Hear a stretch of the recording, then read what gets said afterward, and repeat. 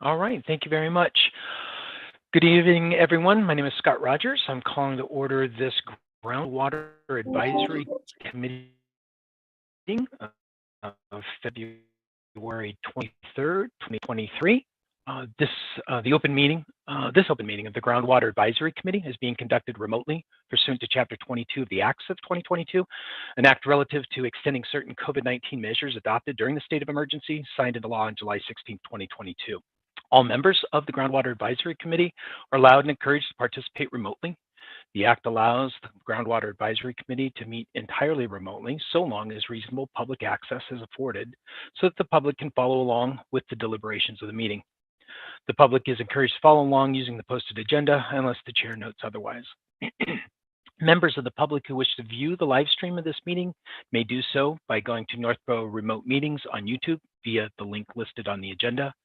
Ensuring public access does not ensure public participation unless such participation is required by law. This meeting will not feature public comment. Members, as I call your name, please respond in the affirmative. Teresa Capobianco. Present. Brian Furman. Present. And staff, I call your name, please respond in affirmative. Fred Litchfield. Present. Thank you very much. And one bit for presenters and applicants listed on the agenda, the chair will invite each speaker or applicant on the agenda by name to make a presentation and speak to their application. Participants will provide their full name and hold until their name is called. Each speaker will be asked to mute their phone or computer when not speaking and to speak clearly and in a way that helps generate accurate meeting minutes. Those responding will be asked to wait until the floor is yielded to them by the chair. Speakers who wish to respond to the comments of the chair do so through the chair, taking care to identify themselves. Each vote taken by the committee will be conducted by a roll call vote.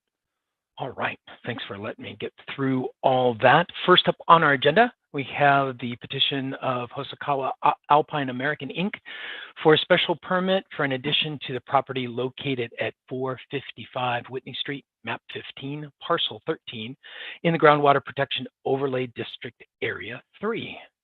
And Mr. Brian Falk, I'll turn things over to you to introduce the folks and make any presentations. Great, thank you, Mr. Chairman. Again, Brian Falk from Myrick O'Connell, counsel to the applicant Hosokawa Alpine American.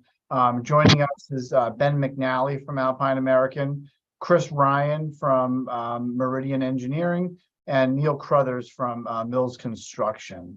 As mentioned, this is 455 Whitney Street. It's right on the Berlin line, just inside of Northborough. In addition to the Groundwater Protection Area 3, we're also in the Industrial District.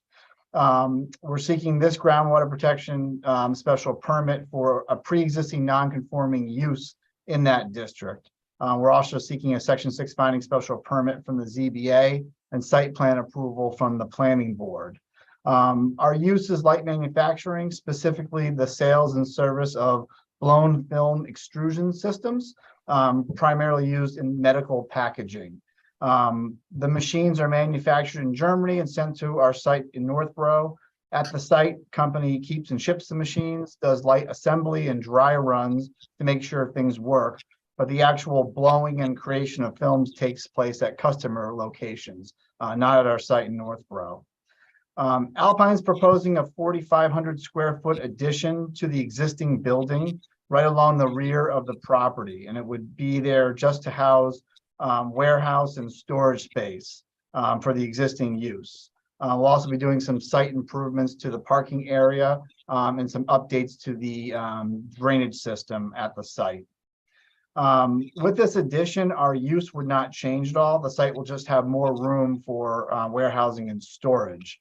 We won't have any increase in employees at the site or additional traffic. The use is essentially remaining as it is. It's just going to have an addition for warehousing and storage. The building was first built in 1973. It's a 22,000 square foot building. So our addition would be about a 20% increase in the building area. Alpine has been there since 2018 when it bought the property and moved to this location. As I mentioned, the light manufacturing use is pre-existing non-conforming in the groundwater protection overlay district. The site as built predated that district, which came into effect in 1986. Site's been relatively unchanged since it was built in 1973. It's essentially, this is the first time we're making significant changes to the site with this proposal. Relevant to this committee's review and recommendation for the special permit, no hazardous materials are kept or used on the site other than what is typical in an office or household. And we made a statement to that effect in our application. We've reviewed the town engineer's letter that came out earlier this week, and we can comply with all of the suggested conditions. We provided an impervious coverage calculation sheet, and we will formally request a waiver from the requirement of an expert report, given the lack of hazardous materials that would be used on the site. Happy to take your questions, and if you have some technical questions that I can't answer, I'll turn to Chris Reiner, engineer, or Ben McNally from Alpine American. Thank you. Thank you. Fred, any comments from your side? You've got the memo with 9 points that Mr. Falk referenced, and any other items you need to bring to our attention? Oh, you're muted, sir.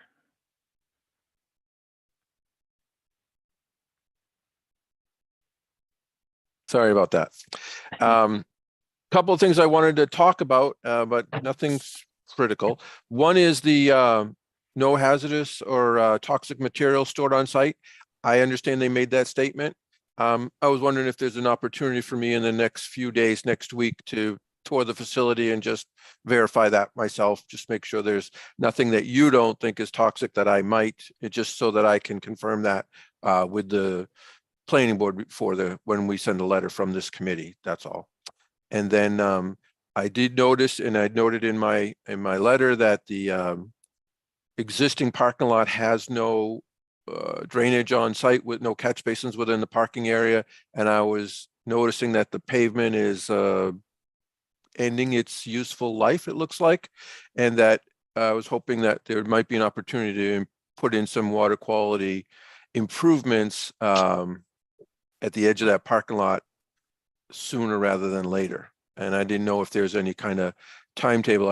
I know that it's not proposed as part of the project, but I wondered if it was maybe in the near future for Alpine to do something there. So I'll take that if that's okay. So absolutely, you can come by and visit anytime. Just let us know, and we're happy to give you a tour of the facility, and you can take a look and see what it is that we have, and certainly check out what you think may be hazardous. I don't think we have anything outside of the typical, but certainly we're happy to show you around so that we can figure all that out. And as far as the parking lot goes, we were also aware that the pavement is heading toward the end, and we were actually thinking that we would be repaving toward the end of this addition project, since we didn't want to do it prior. So then we want to get the new pavement all beat up. And as far as the drainage goes, I would kind of have to defer to either Neil or Chris, just to figure out that portion of it. But certainly we're amenable to doing those kinds of things, of course. What I had in mind was some kind of a structure towards the end. I see that your parking lot grades away from the building, not towards the street, but to the east of the parking lot, kind of slopes down somewhere in that area, prior to where the new level spreader is being proposed, a catch basin with some kind of a water quality structure that could contain any contaminants that might run off the parking lot before it would go back into the ground would be appropriate. But I would look for your engineer to maybe propose something, and then maybe we make it, if it's towards the end of the project, I can see why you wouldn't want to redo the parking lot till the addition's done. But if we could work it into a condition of approval or some kind of agreement that it's done, within the next year or 2 years, something like that, that would be great as far as I'm concerned. But I look to you to kind of come up with something and make a proposal. My letter is in regard to the groundwater special permit, And this committee will be making a recommendation to the planning board as a special permit granting authority for this permit. They're meeting on March 7th. So if we could come to an agreement and I could work it into the letter prior to that, that would be most helpful for me. The caveat is that I'm going to be away starting on March 2nd. So if I can get that wrapped up in the next few days, early next week, that would be good. Otherwise, I can get some other staff member to kind of shepherd that through to the planning board meeting on the 7th. They do have quite a full agenda coming up for the March 7th meeting, so I'm not quite sure where you'll be on that agenda. So it could be a long night. Okay. Do you want to go through all the comments in the letter? You have it, the members of the committee have it. We don't really have any public participation, but there may be people watching at home. If you want me to run through them, I can. It's up to all of you. I think, Fred, excuse me, it'd be helpful if you go through the points quickly, just to summarize, and then I guess it's on item 4. Then we're talking about that catch basin or other water quality structure, right? Sure. The first comment I had was outlining the section of the bylaw that the applicant is required to provide an analysis by a technically qualified expert certifying that the quality and the supply of the underlying groundwater resources will not be degraded to the point whereby a hazard to the public health or ecological damage results. It's a requirement for every special permit in the groundwater area.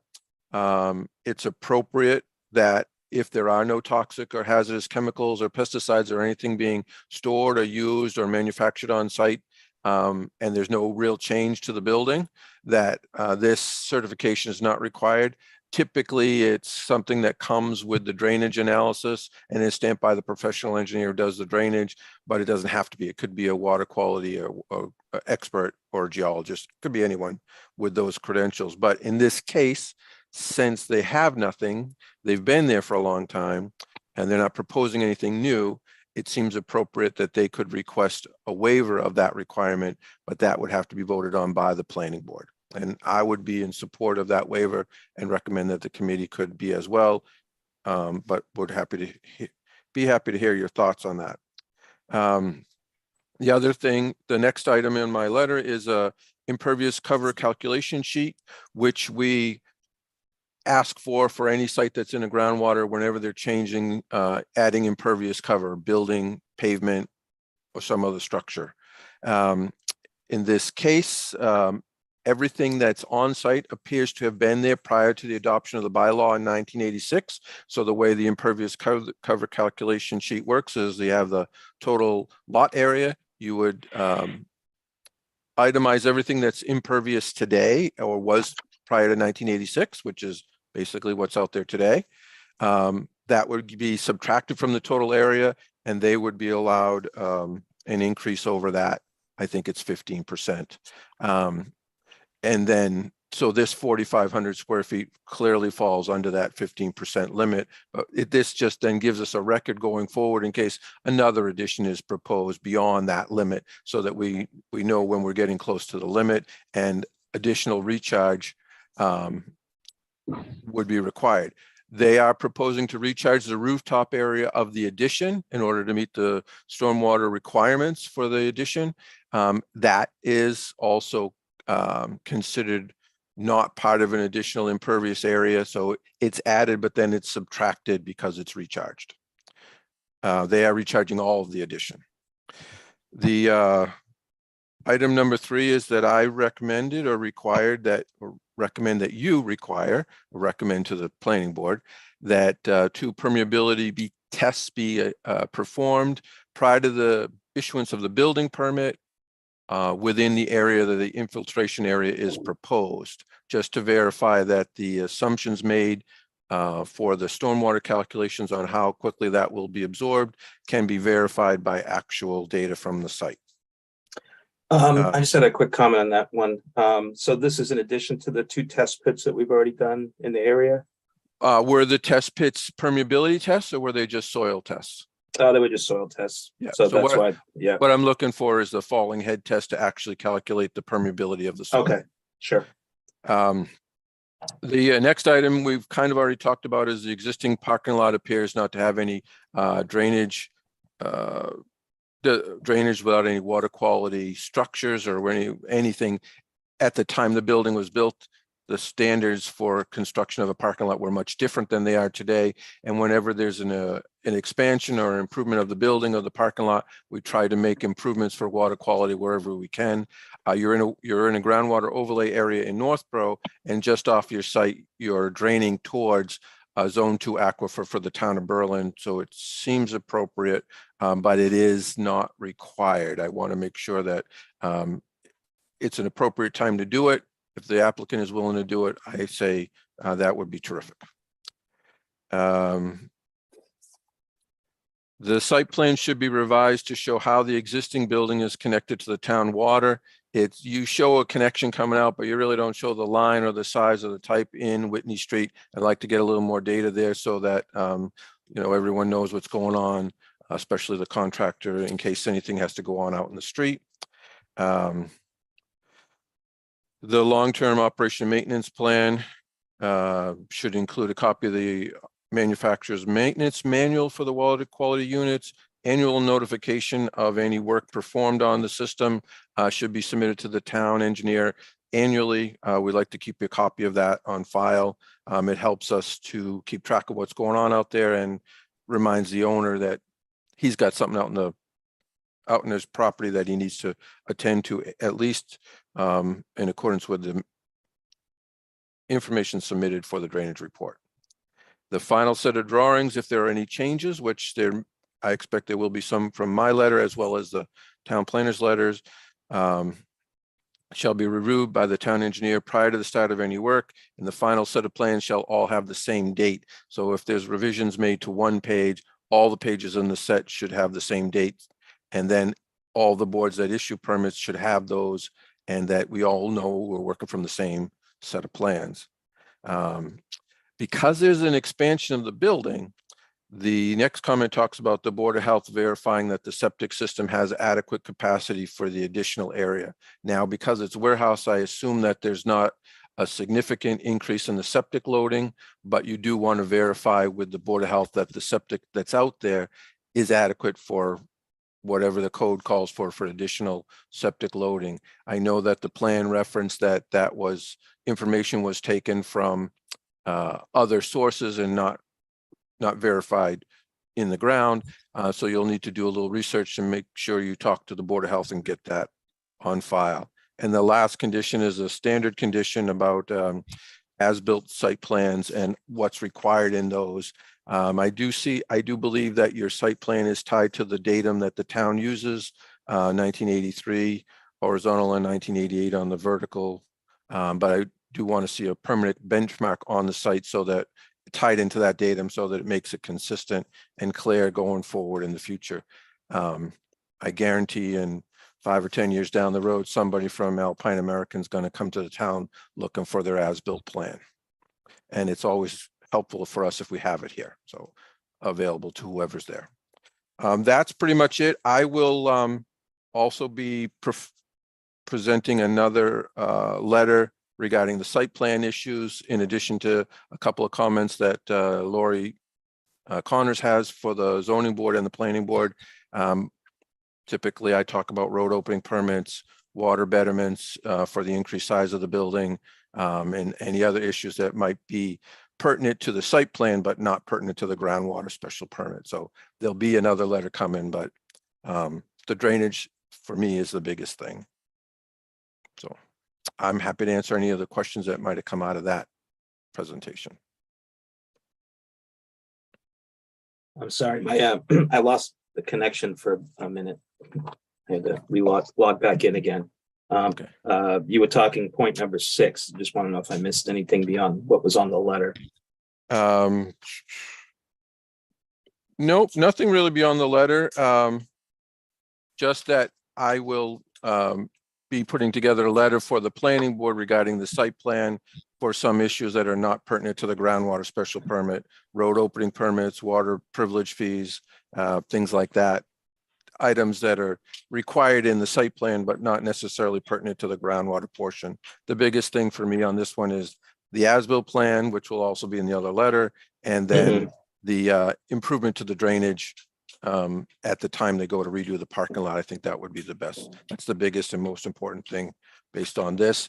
And once I get a little walk around inside the building, I just want to be able to check off that box that there truly isn't any toxic or hazardous chemicals being stored or used in the manufacturing. I did speak to Lori today. She said that you were very generous and showed her around the building, and that she was not paying attention to see if there were any hazardous chemicals. It wasn't on her radar, but she said it was an interesting business, and explained to me that the machines actually get put together at your plant and then shipped out. So there's not much in the way of manufacturing at all. It's mostly testing procedures. That is correct. We don't actually manufacture anything. It's manufactured in Germany, largely, and then we have some U.S. components also. As you know, she said, we test and assemble, and they're, like Brian said, it's dry runs. We're not actually running any material through. We're just simply, really, it's electrical testing that we're doing there to make sure that the machines function as they should. So yeah, I had thought there may be some hydraulic fluid in and around the site facility. I know that a lot of times you guys look at stuff every day and don't think of it as toxic or hazardous.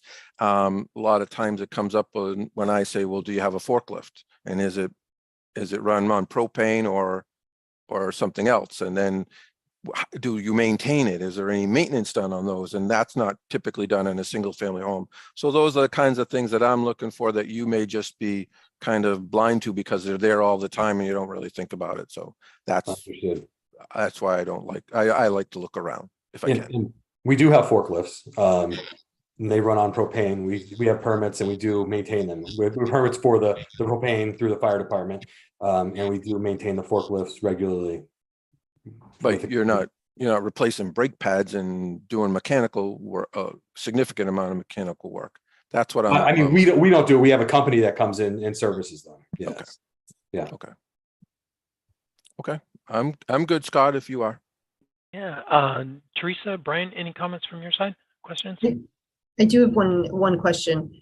So I understand that the facility itself likely does not have chemicals or hazardous materials. What about the parts that come in that you're assembling, the machinery itself? So when the machinery comes in, are there any parts that contain chemicals or hazardous materials where if there was a malfunction, they might escape into the environment? I honestly don't know.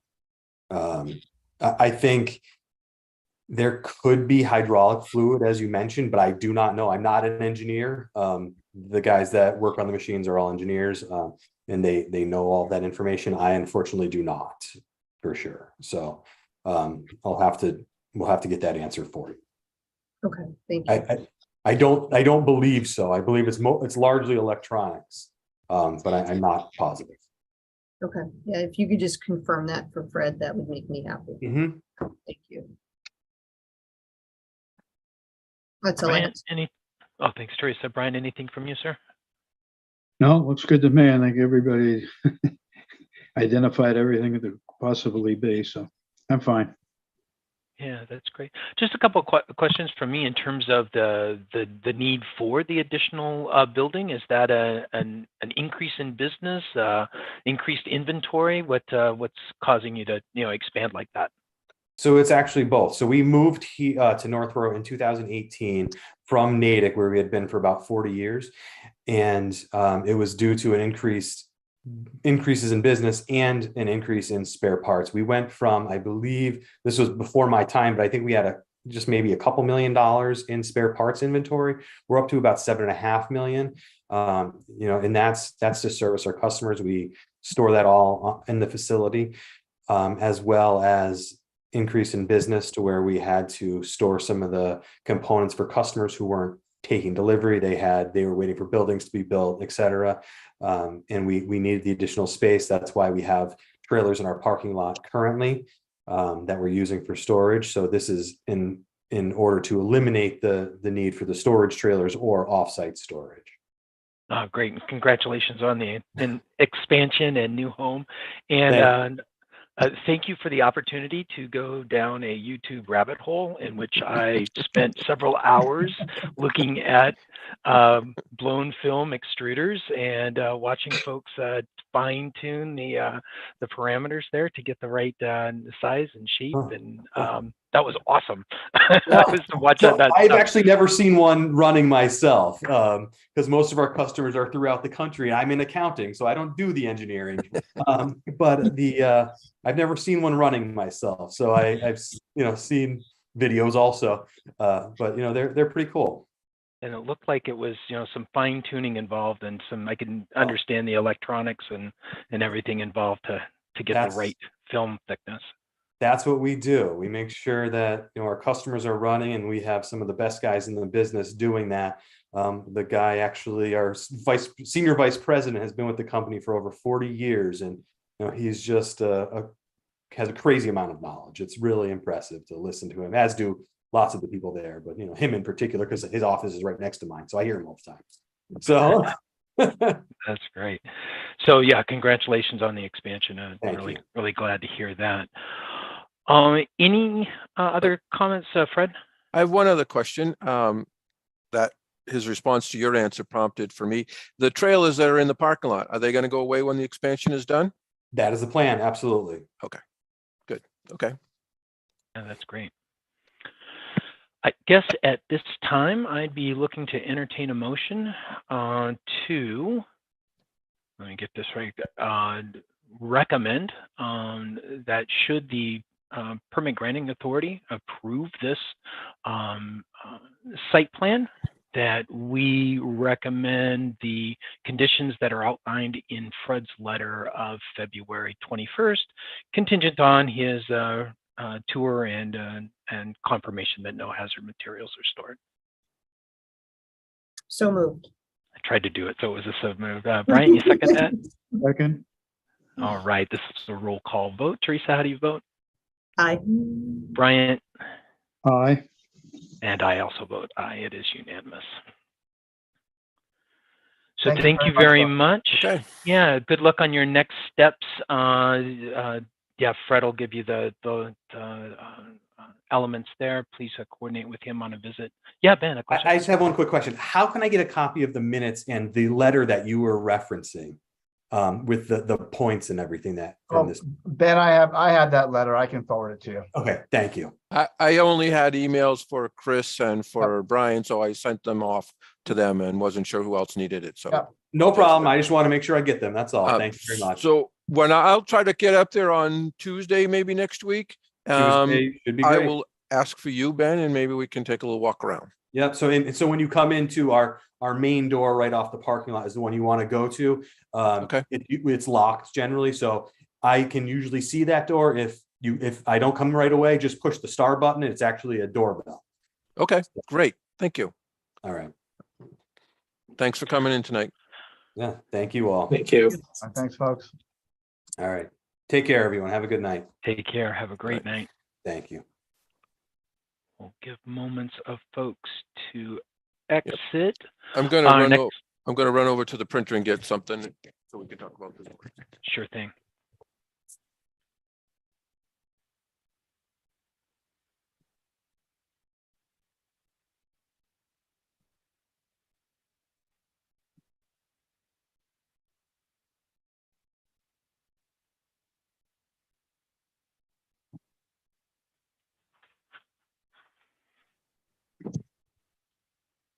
Sorry about that. I'm old school. I need a piece of paper in front of me. All good. Next item on the agenda would be the review and approve the minutes of January 10th. Are there any comments or questions on the minutes? I No. just saw one small typo on page 6, line 1. There's a S to be added to the end of my name, and I sent that into Fred and Melanie earlier. So that would be the only amendment that I saw to the minutes. Could I hear a motion for their approval? Make a motion to approve the minutes of January, is it January 6th? 10th. I'm sorry, January 10th, 2023 as amended with Scott's correction. Second, All right. Also a roll call vote. Teresa, Aye.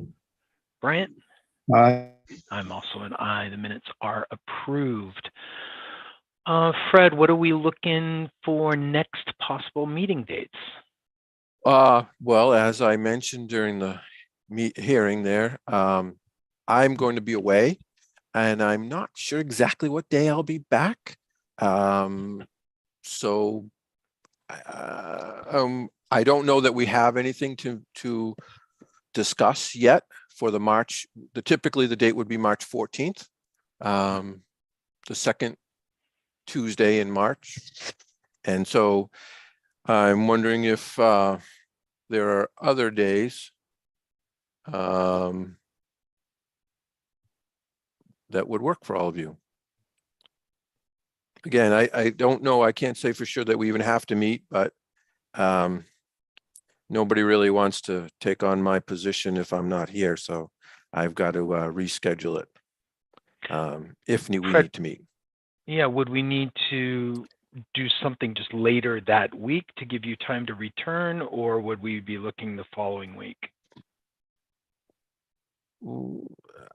Again, I'm not sure exactly. I'm hoping to be back on the 14th. So the 16th might work, or the week after that. The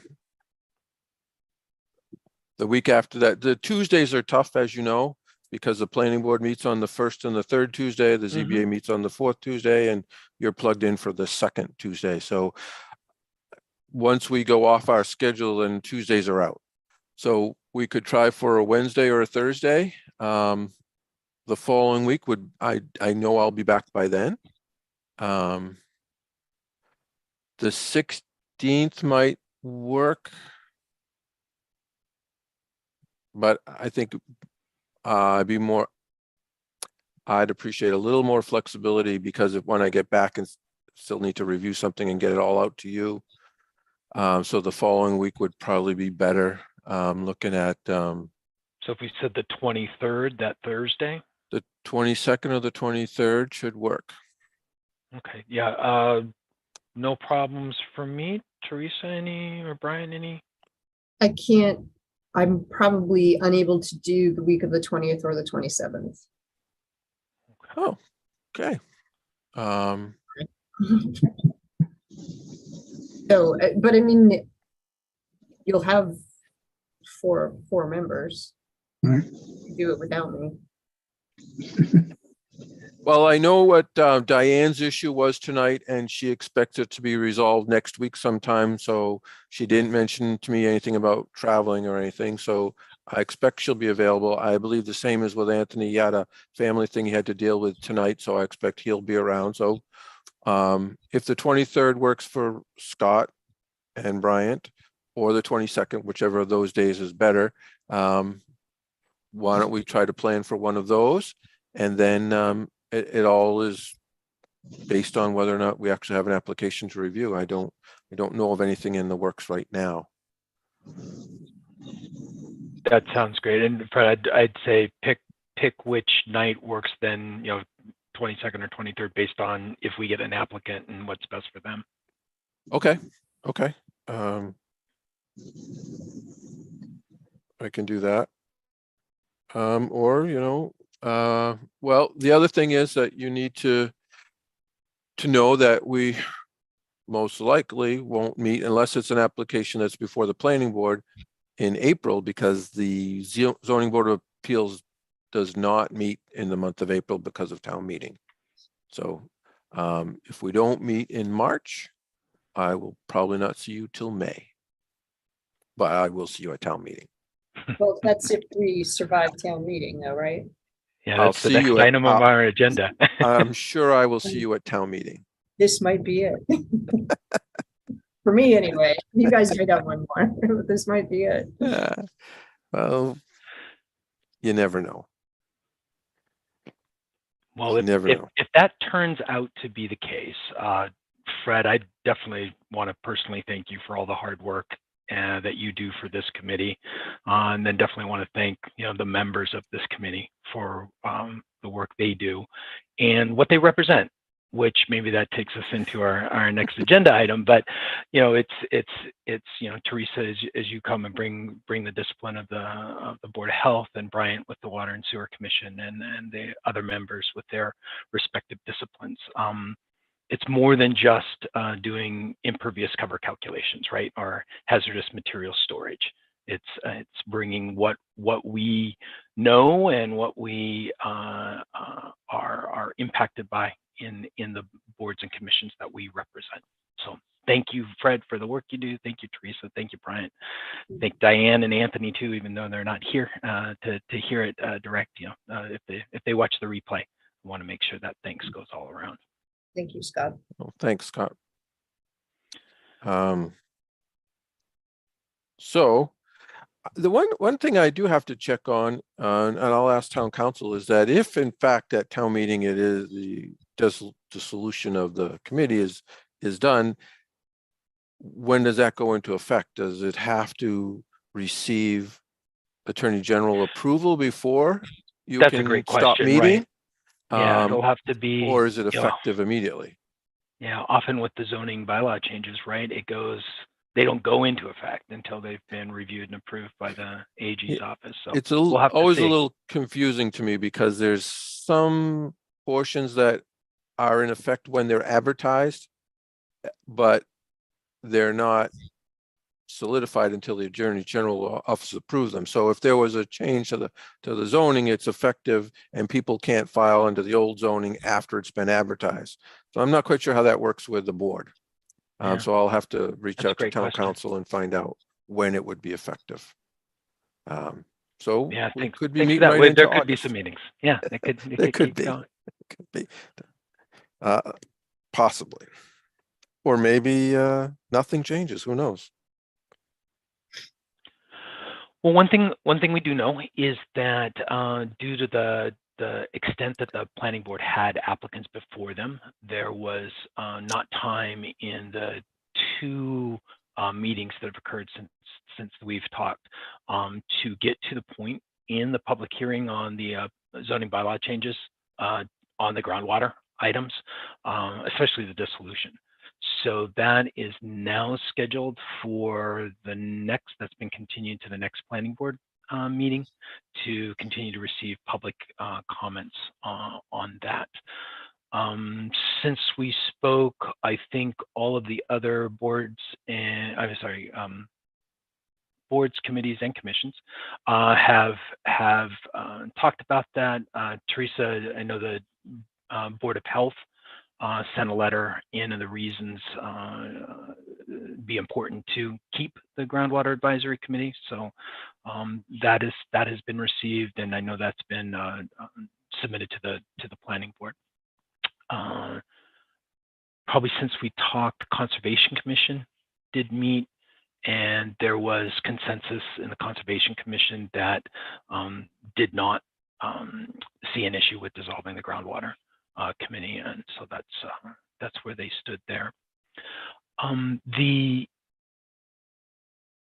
The things I'm going to be focused on as a member of this committee, and then as also as a member of the select board, that I'll take the public comments with them. With the planning board, is in one section, there's some ambiguity of what would happen if an application in the groundwater overlay districts came before. The language as it exists right now, in fact, maybe it might be worthwhile to even show it, just so that there's the items that I'm going to ask them about. Let me see if I can get this shown. Moment. That is not the right one. I had the window open, and now I closed it for that. Let me do my best to describe it in the interest of I have time. it if you want. There's language of what. I have it if you want me to pull it Oh, up. do you, Fred? Yeah. Yeah, If thank you I- very much. If I can share my screen. And I guess, Teresa and Brian, just see if you kind of interpret the language the same way, and then I'll do my best to represent. But it's kind of three questions I have, and Can Fred, you see it? Yeah, that's coming through. If you slide down just a little more on that 4. Let me just, And if you go to single page, zoom in to get to single page. And it's really that, or I'm sorry, go the other way. Zoom in to make the print bigger. oh, sorry. Which one are you looking at? This part And here? what we're looking at is that 4C. There we go. That got it to the right single here. page. And Yes. so the C5, wipes out, but then under D4C, if you scroll down just a little bit, Fred. I think that text in red is what Lori added after her going back and forth with you, I believe. And that's part of what she wants to talk about with the planning board. Yeah, right. So there's kind of 3 points here that I'll ask the planning board. So, when this was that the application goes to, and I'm focused on D4C here. The original bit in that the town clerk shall transmit to those boards, commissions, committees, which is really the committee. It's I interpret it as a very directive measure, right? The application goes to the Groundwater Advisory Committee for written recommendations. By just striking the Groundwater Advisory Committee, it's not clear now if the rationale is to dissolve the committee. It's unclear how directive this sending to the boards and commissions are, in that what is the expectation that there will be written comments? So that's a question I'm going to have for the planning board. If we're trying to streamline, if I read this literally, it's now gone from asking a single committee for their comments to asking 5 boards and commissions for their comments. And it seems like that goes opposite in the direction of the rationale that the planning board is looking to achieve. So that's one question there. The second question is on the timeframes and the 21 days. If we're really looking to get written feedback from another board or commission, depending on the cycle of their regularly scheduled meetings, 21 days might be such that there's not a meeting. A meeting might have not just occurred, and so then you're asking that commissioner board to meet out of cycle to then review and get their written comments. It's also not clear whether there would be time to collect comments, deliberate on them, and prepare like we do with the Groundwater Committee, right? And in a single session. So I'm also then interesting to hear if 21 days is a time frame, if they're really expecting comments. If the application goes to the members of those boards and commissions, then I would see one member thinking, oh yeah, there's a point we need to bring up. Like Teresa might say, oh, this really needs to be reviewed by the Board of Health. So then working with the health director and the chair of the Board of Health, can we get this on the agenda when we meet? And then how do you get everybody to review it beforehand so that comments are collected in the meeting, you deliberate in that meeting, and you get an idea of what your written comments are going to be back to the planning board all in one meeting. So I'm kind of interested on how they see that happening. And then the final bit, I think, is what has in the past caused some confusion for the planning board, is the word approval in that last sentence. The application is not approved by the Groundwater Advisory Committee, nor would it be approved by these other boards and commissions.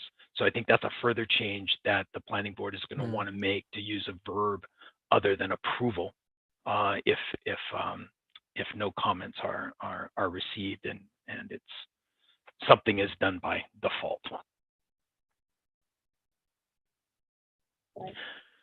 So in reading, so that's going to be my focus, is that paragraph C, and to get an understanding of what their intent is, and maybe there'll be further wording changes to that as it gets placed on the warrant. I concur with that, Scott. I think that we're going to have to take that up with our commission, and whether we delegate it to the director of Public Works, or that, because that 21 days would be difficult. Yeah. Yeah, the 21 days will be very difficult because, I mean, the Board of Health only meets once a month. So if this rolls in the day after our hearing, we won't get to it. And Kristen's already running around like a crazy person with the amount of work she has to do. And even though she's got Michael there now as well, still their plates are overflowing with the amount of work that they have. I mean, their scope of work is extraordinary, and putting this on top of it is, I think, asking an awful lot for them to have to review applications every time one comes in for groundwater. So I don't know that even if that were delegated to her, if she could get it done in the 21 days, just because of her schedule. Right, I agree with that. Just getting the letter together, never mind the comments, but just the clerical process of taking the comments and drafting a letter and getting it on its way, and with the rest of your duties, it sounds like the Department of Redundancy department. Yeah. And then it's not really clear in subparagraph E. It says, after notice and public hearing and coordinating, clarifying, weighing the comments received from whom? Like, they make a point of saying that we have to make these comments, but are those the comments that they're actually considering in that paragraph? I mean, just for clarification, they should add in paragraph E from these 5 boards. Yeah. Okay, good point. I'll make sure to bring that up. Well, actually, I'm not going to be around that night, so you may want to suggest that it could actually slow the process down if each of those 5 boards and committees, well, 4 other than the planning board, ask the applicant to come and make a presentation to each of their boards. Yeah. That's another point. Yeah, another good point. You know, to what extent? Yeah. What if the Board of Selectmen wants to hear from the Alpine American about what they do there so they can make a proper response? Or are they expecting me to present to the Board of Selectmen on behalf of the applicant? And now I'm doing 4 more meetings instead of reducing by 1. So it's not likely, but it could be something that could be considered a unexpected coincidence or consequence. Yeah, consequence, I think. Unintended consequence. Unintended consequence, yes. And with the commissions and boards hear the same presentation, one board might raise an issue that the others aren't aware of, and where it could circle back, right? You get a comprehensive, coherent take on the project, right? Yeah, and I brought up 33 Forbes in that, you know, the things I heard as they presented to the select board, I brought to this meeting, you know, in terms of context and knowing what was going on, and vice versa. The things I heard in Groundwater, I brought back to the select board, you know, in terms of context and everything that was happening at that. So that's a great point, Brian. They could appear before one group or just one group's discussion could bring up items that then another body would generate more questions for them. So yeah, so that I'd say stay tuned, but I mean we're unlikely to meet again in between when this is the continued public hearing that the planning board is having to take comments on these. The draft warrant gets put together very soon. There'll be some flexibility for adjustments to the language before the warrant closes. And then we get to town meeting where it'll be put to the vote. So we'll see. I will do my best representing my own individual comments and then the comments you've all brought up tonight in the public hearing that happens. I'm trying to recall. March That 7th. March 7th. Yeah, that'll Yep. be on the 7th, right? It's actually the last chance for the planning board to meet and close the hearing on all of these zoning articles before the Board of Selectmen meets and closes the warrant on March 13th.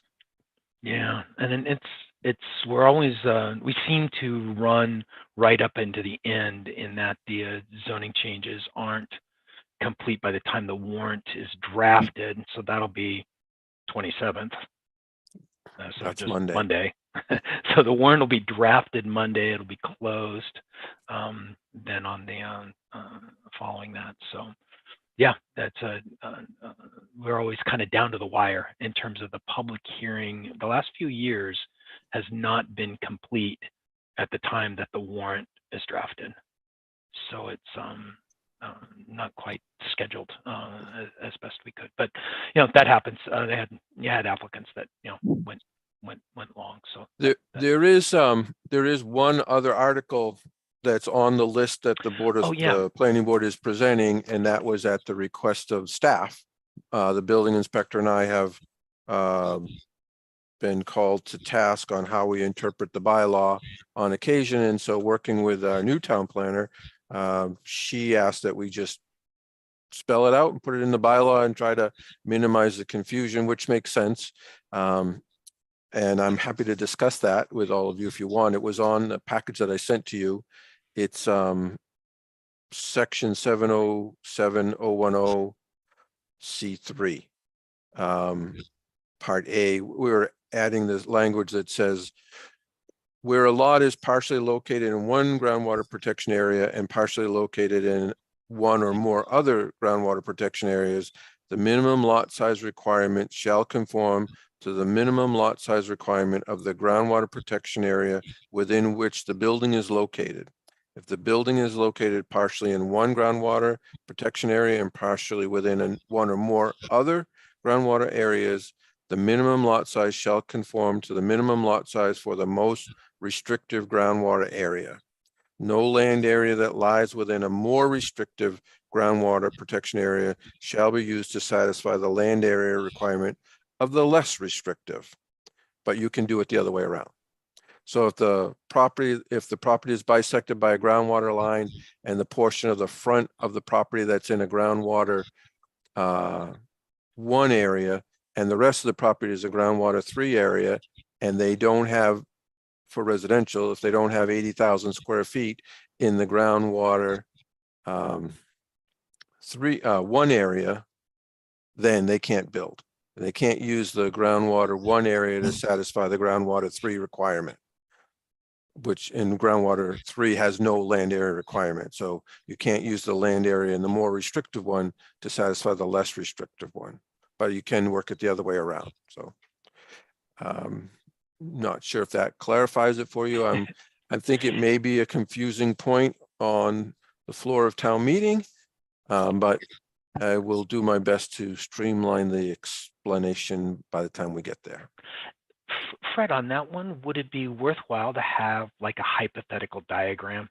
Yeah, we'll have a couple of diagrams with the lot split and label 1 as 1 and 1 as 3, and so show that if the building can't fit on the less restrictive one and it can fit on the more restrictive one, it just needs to have all the land area in that requirement. It's just that there's a great disparity. Groundwater 1 has 80,000 square foot requirement.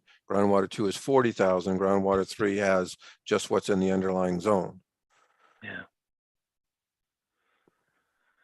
So yeah, an example of, this wouldn't be allowed, but this would be allowed. Just kind of maybe 2 examples like that would. Yep. We'll help. try to But get just a square lot with a half and half or a third and 2/3 and try to explain it. It's our job to explain it on a daily basis. So putting it in the bylaw shouldn't be that hard, but as you can see from the wording, it gets a little confusing. You have to actually think about it and try to visualize it and follow along, and it's not always that clear. So I'm not looking forward to that presentation at town meeting, and I'm pretty sure there won't be any other volunteers.